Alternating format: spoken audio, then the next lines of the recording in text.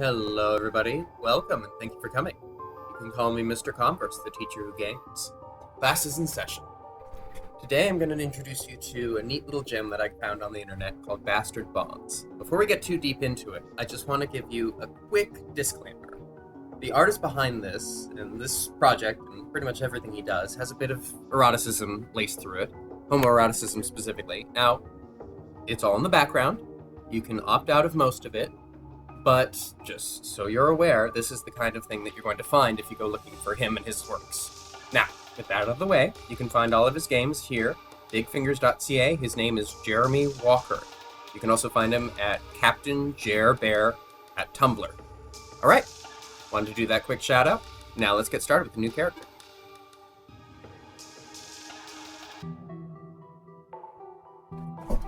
The door creaks open and a guard takes you by the arm. Expressionless, he takes you into a dim courtroom and leads you up to a podium where you stand alone before a row of white wigs and black robes. A hush falls over the assembly and the judge speaks.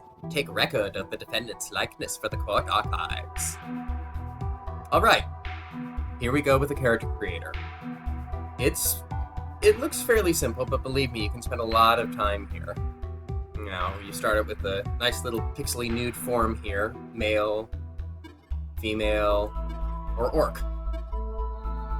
Now, each of these items has a specific model for each race and gender and combination thereof. So there's really quite a lot of options. You got colors, you got layering, there's all sorts of combinations and neat little ideas you can come up with. But in the interest of time, I'm going to use something that I put together earlier. Where did he go? Ah, there he is. I like this guy. He looks like the kind of person who'd be out there fighting in the wilderness. Alright, let's go on. State your name for the court. Let's see. I will call this little avatar Devin. Very creative. Your archives hold a record of a notorious criminal by that name already. State your full name for the court. Ooh. In that case.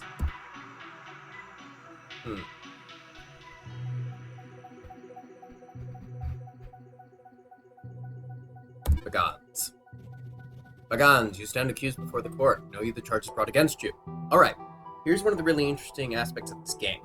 Your crime, and, well, whether or not you committed it, is a key factor that determines things about your stats and your relationship with the characters.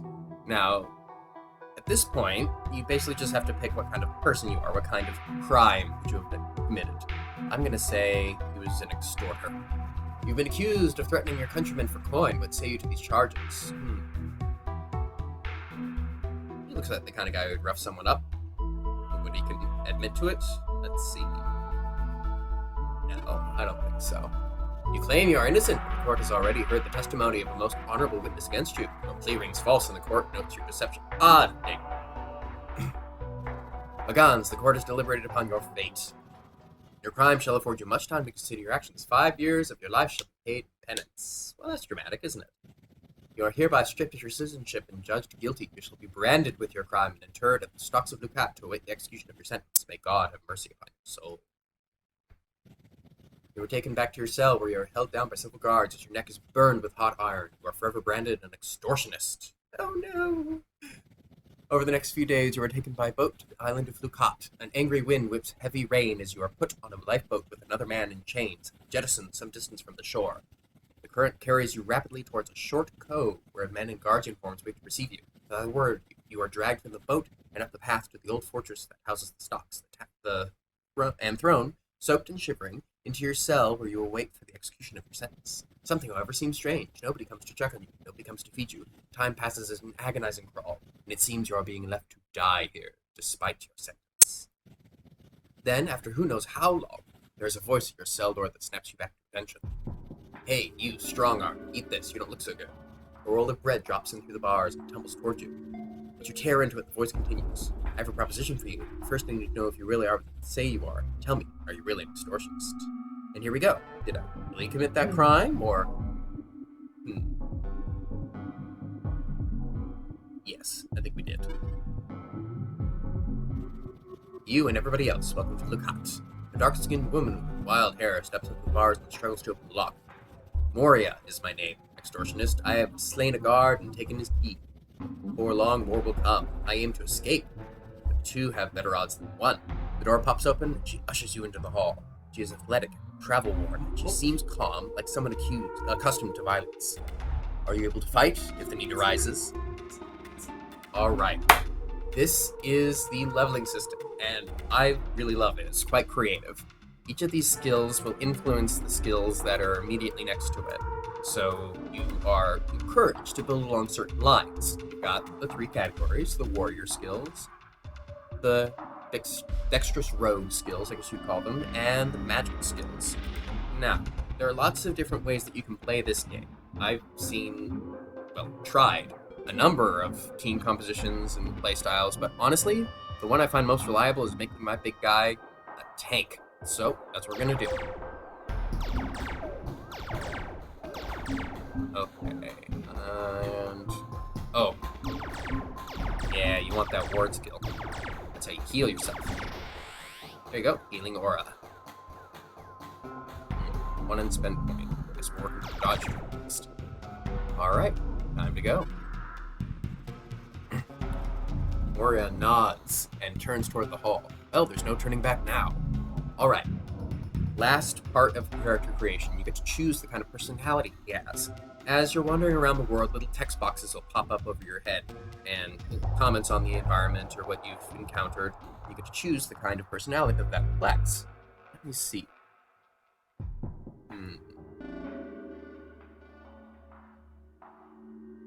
Yeah. Step out of the cell and into the hallway. Let's be rid of this wretched place.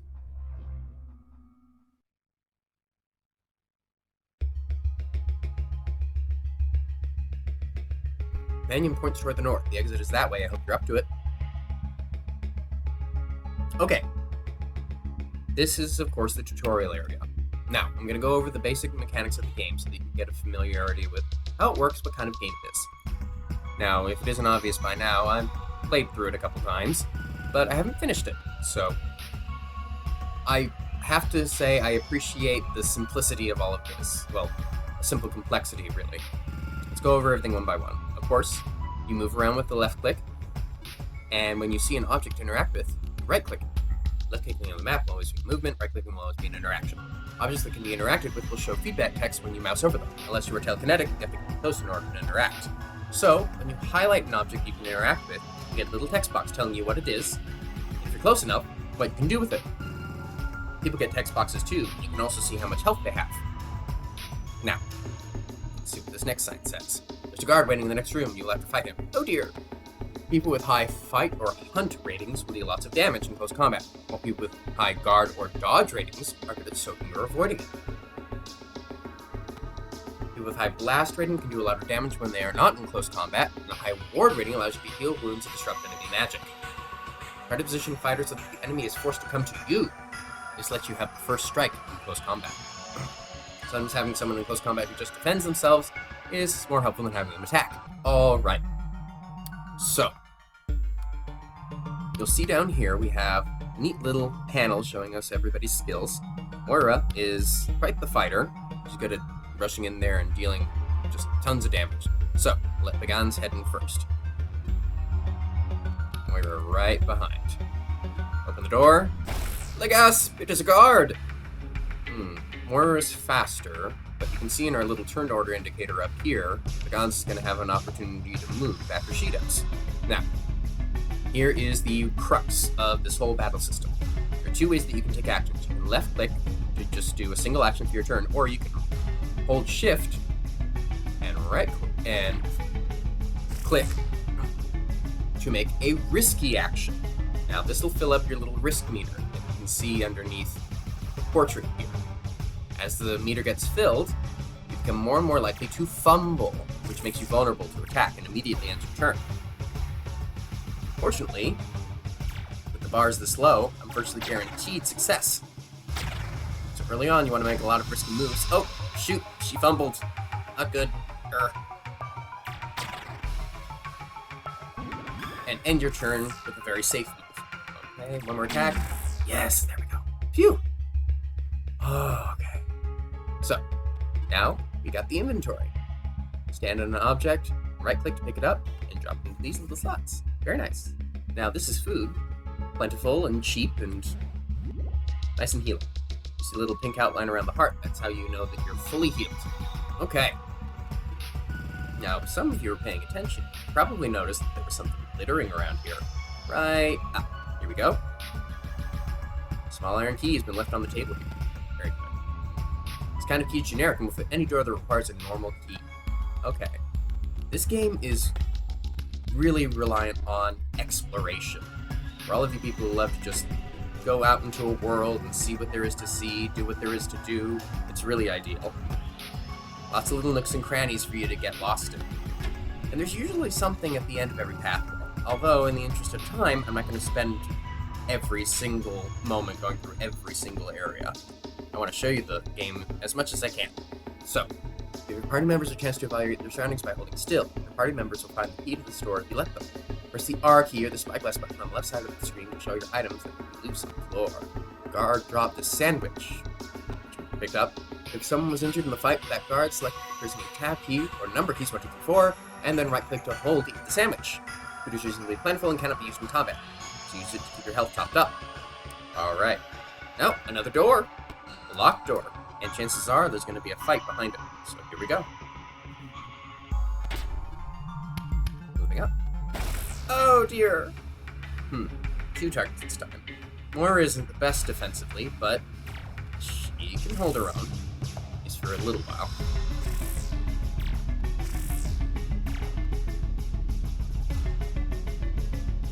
There we go.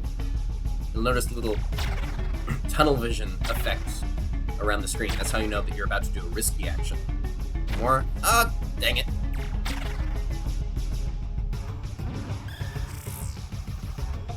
Moira, unfortunately, doesn't have very good risk management. There's certain perks that you can get that'll improve your chance of successfully doing a risky action or allow you to do more of them per turn. So you can have sort of a luck-based build that way. Let's eat up. Check one up here. There we go.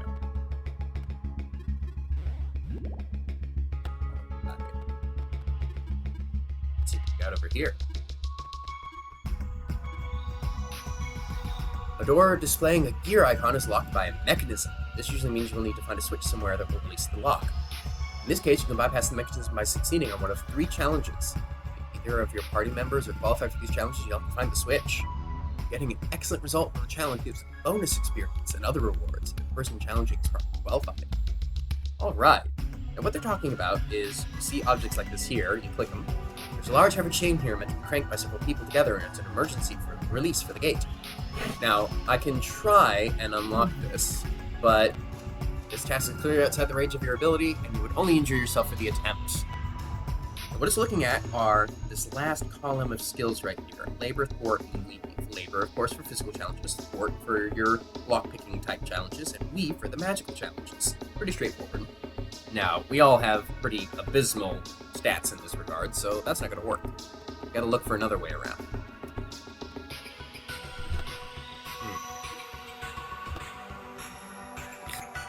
At the locked door. Eek! Let's move her here. And get a tank right up in his face. Yes. Ouchies. Ooh, God, she really does have bad luck, doesn't she? Oh, wait, that was the guns, wasn't it? Better block.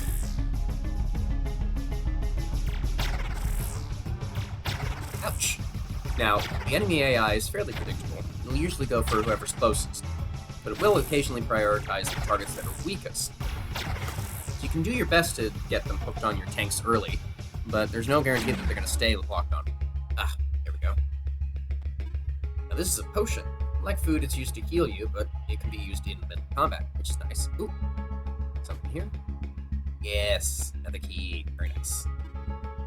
Side. Food, potions restore health. Oh, yes.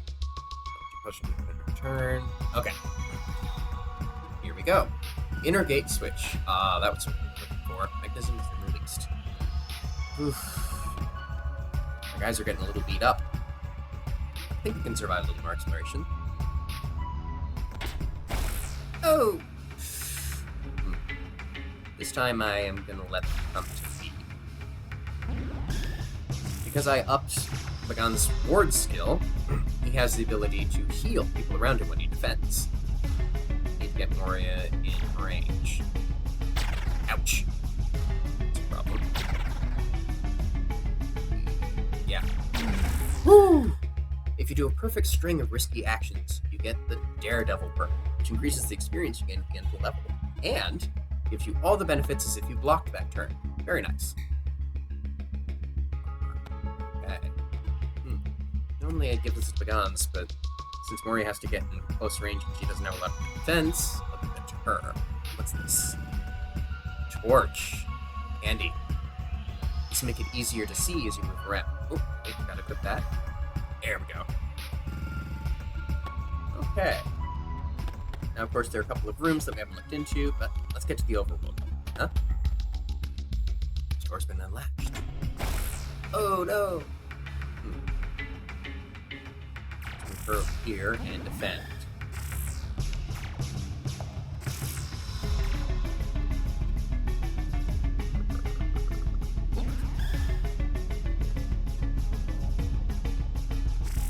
Okay. Let's focus our damage on this one guy here. Yeah! Oh. Probably good. Oh. Oh dear. Phew. Eat up.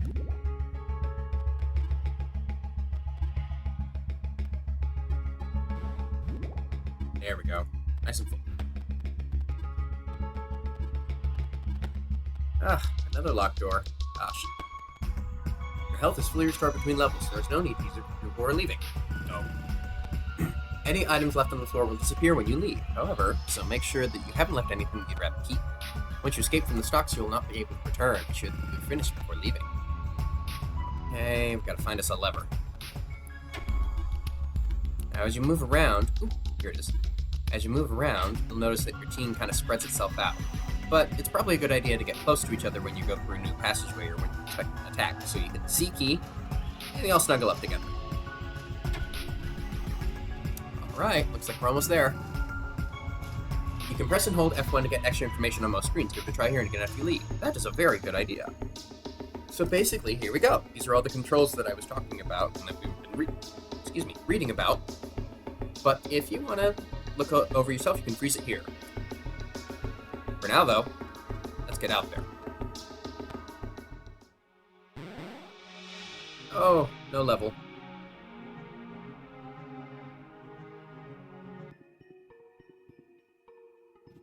You managed to lose pursuing guards within the space of an hour, but there's little time to celebrate new freedom. Night is beginning to fall, and chill fog is settling over the land. In the receding twilight, you managed to spot the mouth of the cave. It is no luxury, to be sure, but it's a good deal more appealing than the cell you left behind, and you have little choice if you want to survive the night. You and Moria take your way across the crags to the mouth of the cave. All right, here is the overworld.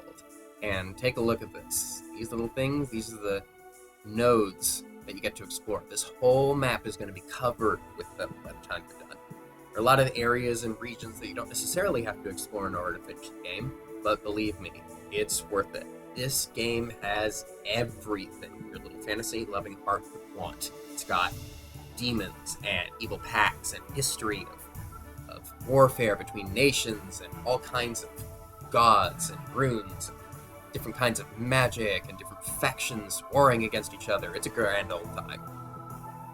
Your role in all this, of course, is just to survive and try and carve out a place for yourself in the wilderness.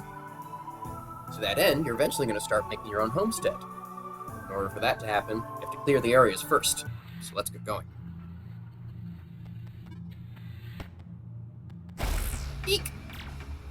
A wolf! Let's see. Let's move her here.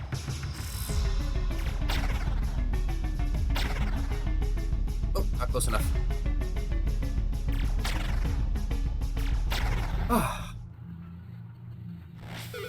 Area secured. You'll get that message when you've killed all of the normal enemies in an area, not necessarily when you've found all the secrets or unlocked all the treasure. So don't just assume that you've done and seen everything. Alright. And once we've secured the area, we get to state exit, and we're done. Still no level.